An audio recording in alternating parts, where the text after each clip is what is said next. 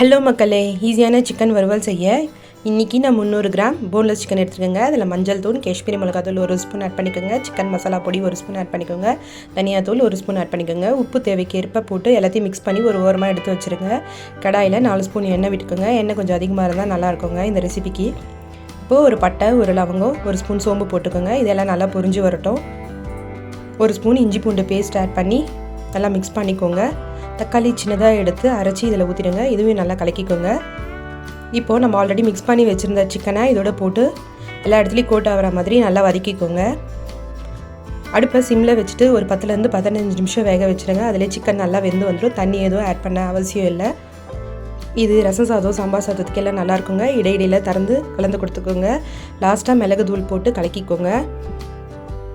கொத்தமல்லி தூவி சர்வ் பண்ணால் சுவையான சிக்கன் வறுவல் ரெடிங்க. என்னோட சேனல் பிடிச்சிருந்தால் மறக்காமல் சப்ஸ்கிரைப் பண்ணுங்கள் மக்களே. பாய்.